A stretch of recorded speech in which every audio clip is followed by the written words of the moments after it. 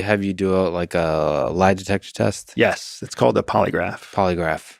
How effective, just interesting for our previous discussion, how effective are those? Polygraphs are really interesting. So one of the things that people don't understand about polygraphs is that polygraphs aren't meant to detect a lie. Like they're called a lie detector, Yeah. but they're not actually meant to detect a lie.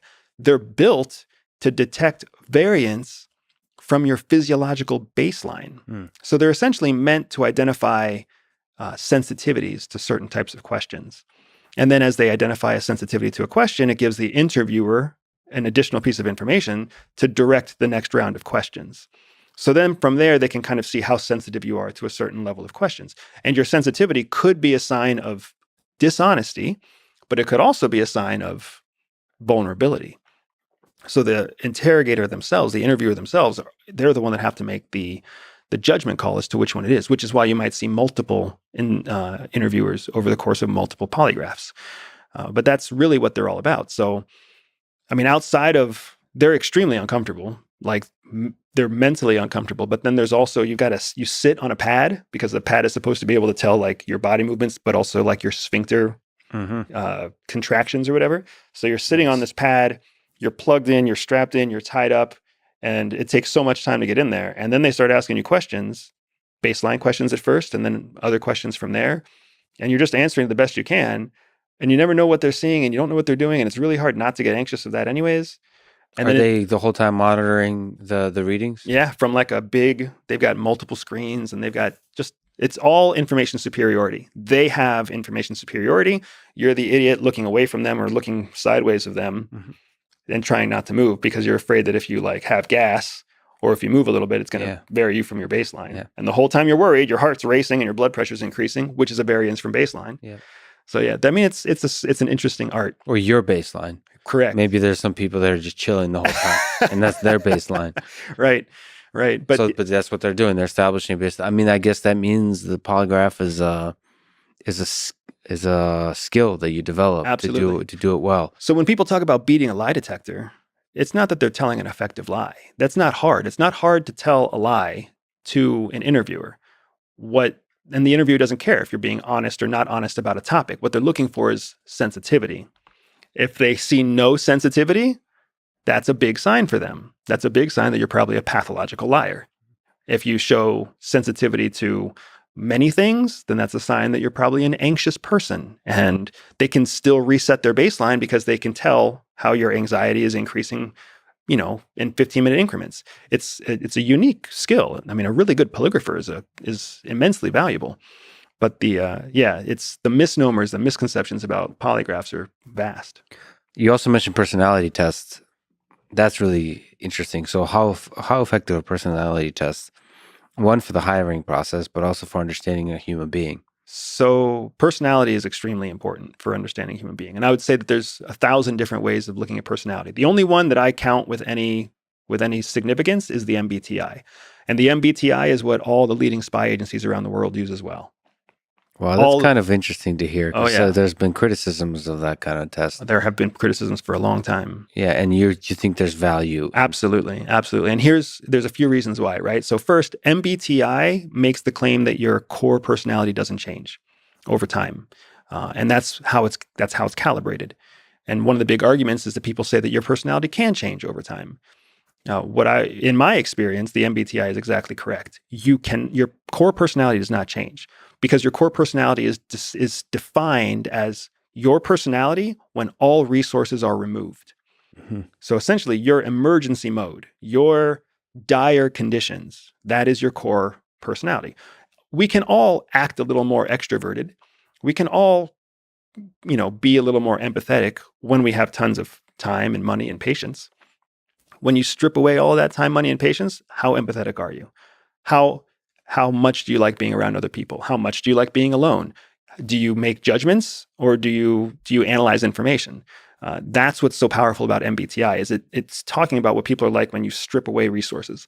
And then because it's so consistent, it's also only 4 codes. It's super easy to be able to assess a human being through a dialogue, through a series of conversations, to be able to hone in with high accuracy what is their 4-letter code. There's only 16 options. and it becomes extremely valuable. Is it perfectly precise? And does everybody do it the same? I mean, those things are the answers to those are no. But is it operationally useful in a short period of time? That is a resoundingly powerful yes. Yeah, I only know, I think the first letter, it's introverted and extroverted, right? Yep. I've taken the test before, just like a crude version of the test, and that's the same problem you have with IQ tests. Yeah. There's the right thorough way of doing it, and Right. then there's like fun internet way of doing it. And do you mind sharing what your personality? My type index? Yes. I'm an ENTP. That's an extrovert, intuitor, perceiver, thinker. ENT, thinker, P, perceiver. My wife is an ISFJ, which is the polar opposite of me. I'm extroverted, she's introverted. I'm an intuitor, she's a sensor. I'm a thinker, she's a feeler. I'm a perceiver, she's a judger. Is there good science on like long-term successful relationships in terms of the dynamics of that? The 16. I wonder if there's good data on this. I don't think there's a lot of good data in personalities writ large. Yeah. Because there's not a lot of money to be made in personality testing. But I would say that there's that with experience, with a good MBTI test, with a good paid test, a 400, 500 question test, once you understand your own code, and then you're taught how to assess the code of others.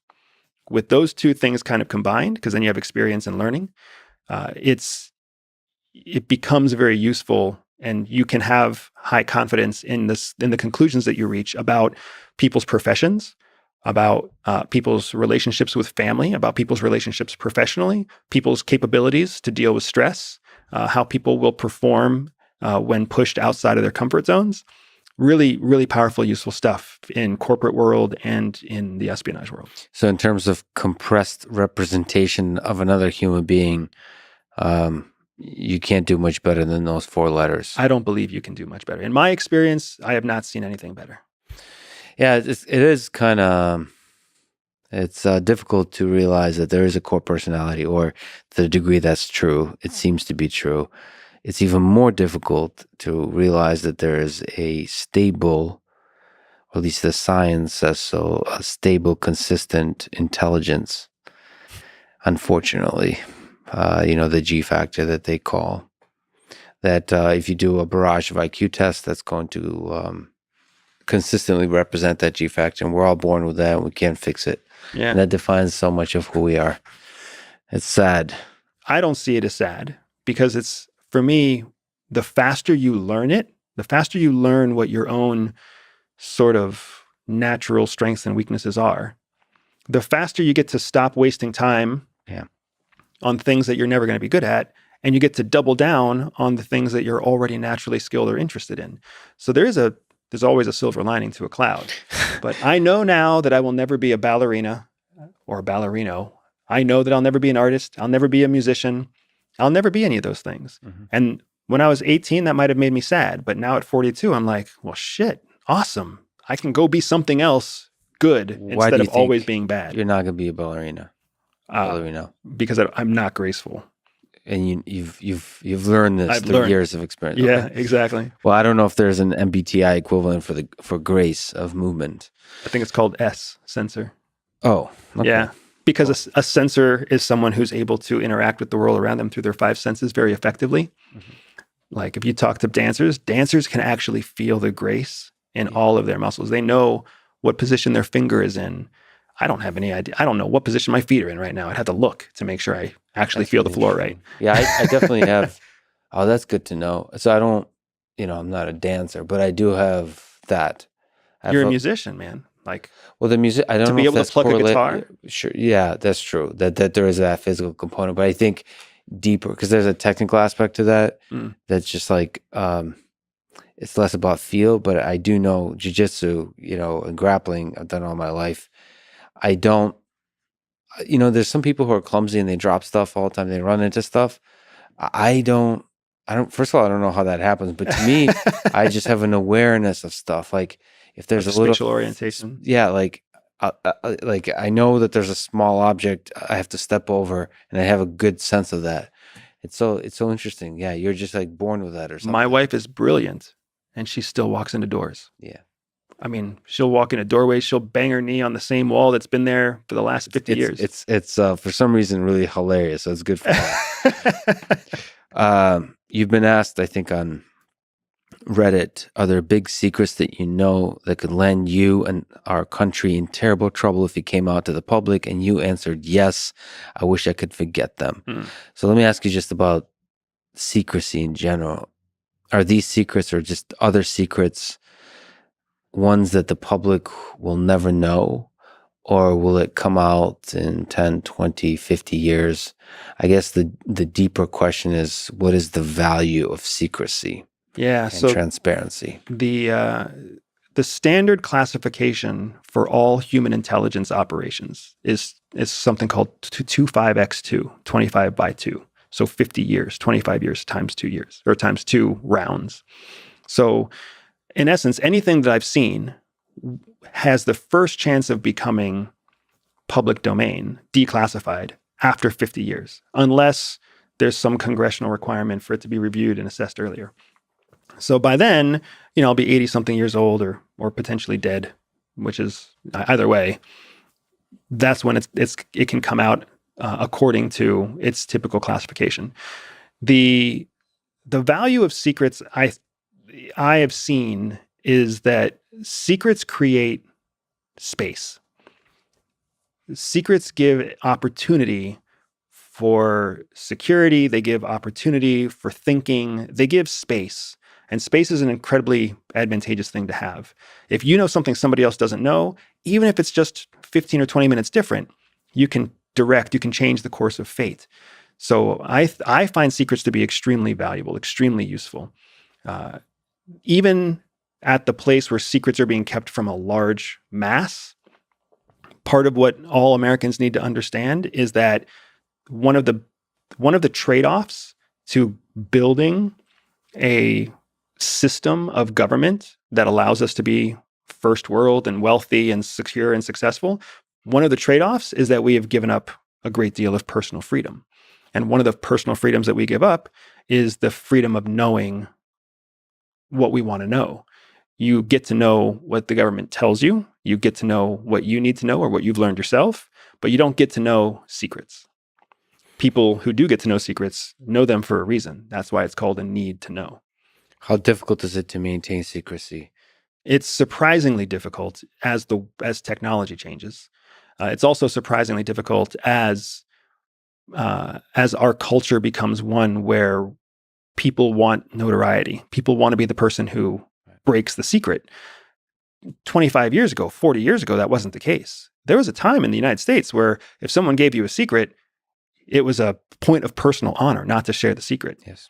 Now we're in a place where if someone tells you a secret, like that could turn into a Twitter post that gets you a bunch of thumbs up and a bunch of likes or whatever else. An opportunity. Right. So the value of secrets has changed. And now there's almost a greater value on exposing secrets than there is on keeping secrets.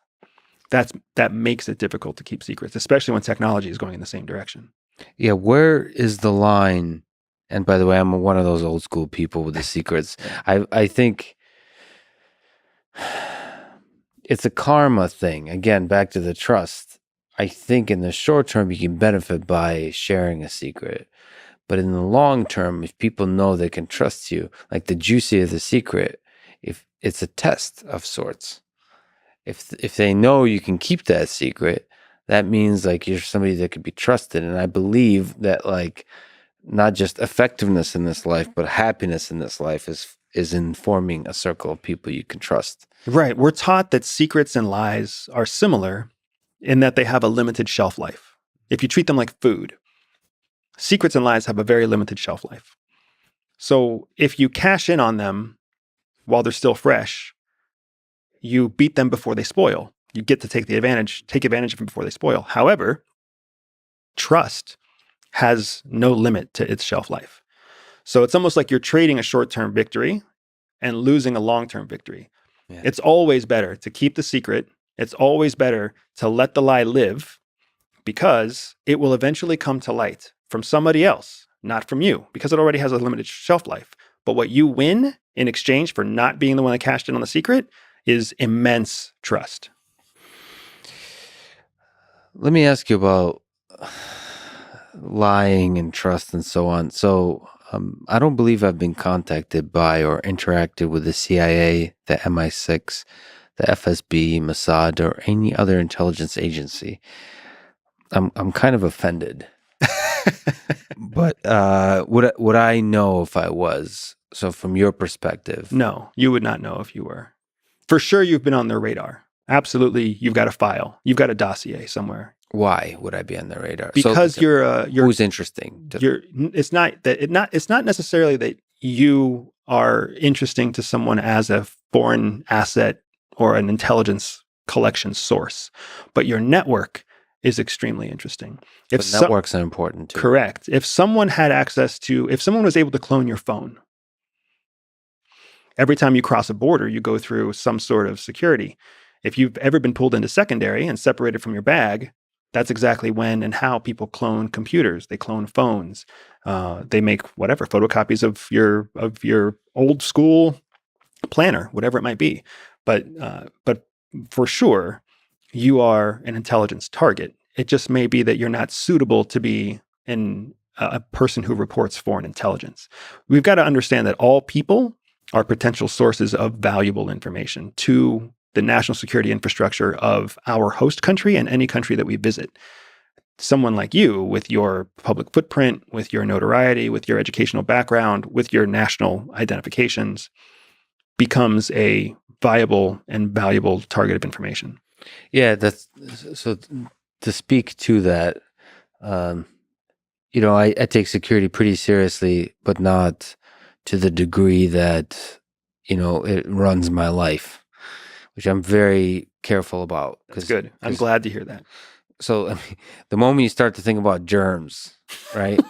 Like you start to freak out and you become sort of paralyzed by the stress of it. So you have to balance those two things. If you think about all the things that can hurt you in this world and all the risk you can take, it can overwhelm your life. That said, the cyber world is a weird world because it doesn't have the same. I know not to cross the street without looking each way because there's a physical intuition about it. I'm not sure. I'm a computer science guy, so I have some intuition, but it's the cyber world. It's really hard to build up an intuition what is safe and not. I've seen a lot of people, just logging out of your devices all the time, like regularly. Just like that physical access step is a lot of people don't take. I can just like walk into the offices of a lot of CEOs, and it's like everything's wide open for physical access of those systems, which is kind of incredible for somebody. That sounds really shady, but it's not. I've written keyloggers, like things that record everything you type and the mouse you move, and like I did that for during my PhD. I was recording everything you do on your device and everything you do on your computer like people sign up to the study, they willingly do this to understand behavior. I was trying to use machine learning to identify who you are based on different biometric and behavioral things. Which allows me to study human behavior and to see which is uniquely identifiable. And the goal there was to remove the need for a password.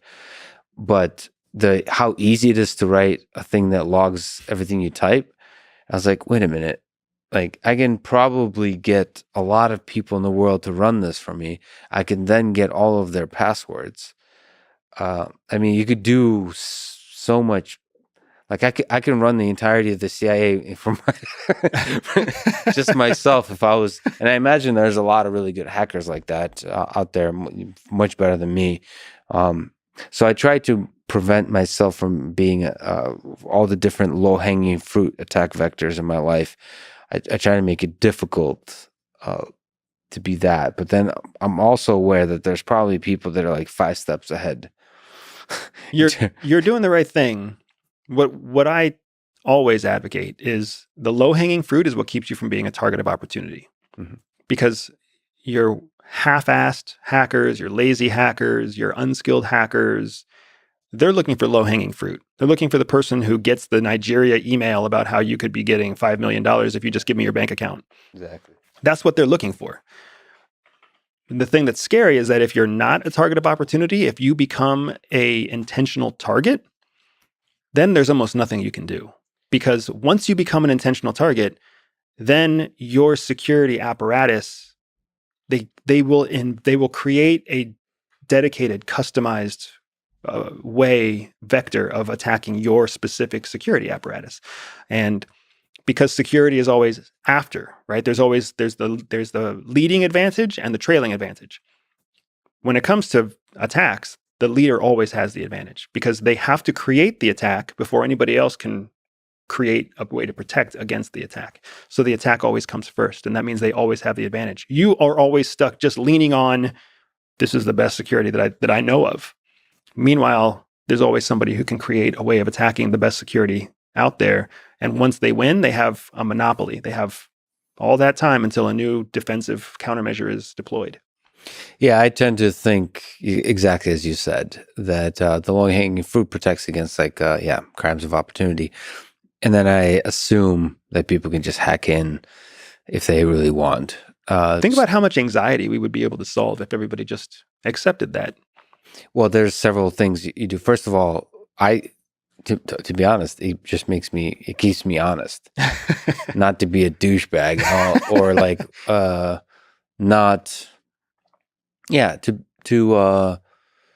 to assume everything could be public, and and so don't trade in information that could hurt people if it was made public.